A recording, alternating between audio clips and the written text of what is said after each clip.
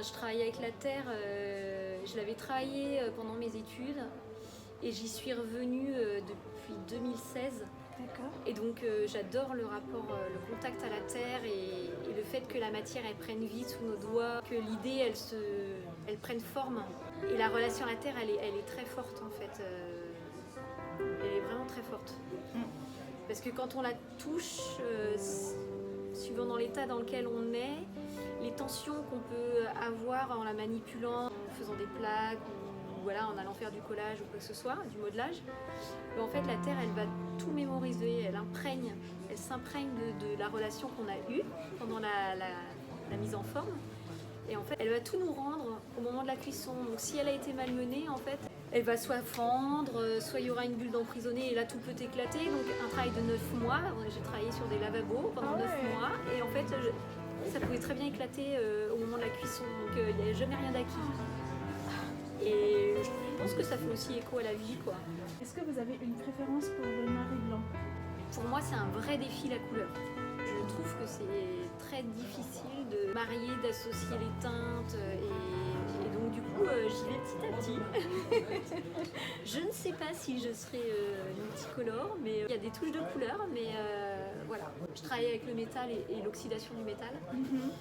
Et je trouve dans cette dégradation-là, il y a une multitude de reflets, de textures, de matières qui sont très intéressantes. C'est aussi en tant qu'artisan, il y a une espèce de relation à la matière qui est importante et de savoir-faire. Et j'aime bien me mettre en difficulté. Et donc oui, ça me plaît de travailler ça de cette manière-là. Et dans la chaîne de production, quand je vais avoir un projet, je vais essayer de limiter ma production de déchets. L'idée aussi, c'est pas de produire en nombre, mais c'est de produire bien et durable. D'accord. Et qu'il n'y ait pas de lassitude pour éviter l'obsolescence programmée, voilà, la lassitude, l'envie de changement. Parce que c'est des matières qui changent déjà. Rien qu'avec la lumière, elles jouent avec la lumière, donc l'instabilité, elle est là. Donc du coup, on évite un peu tout ce qui est lassitude et c'est ma conscience à moi. C'est aussi pour ça que je travaille avec la terre. La terre, c'est une matière en fait où rien ne se perd. Donc la terre qui sèche, on va la réutiliser, on va faire de la barbotine, ça va servir de colle pour assembler les pièces.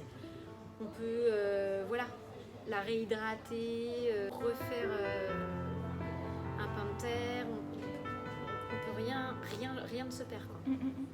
C'est plus logique, je pense, dans notre monde d'aujourd'hui. Et est-ce que vous avez rencontré des difficultés en tant que femme artiste? Je pense que les difficultés, on se met aussi des barrières tout seul. Avant de cibler l'extérieur, déjà, je pense qu'il faut avoir confiance en soi. Et ça va dépendre du tempérament, de l'éducation, de la transmission, de plein de choses. C'est pas forcément inné.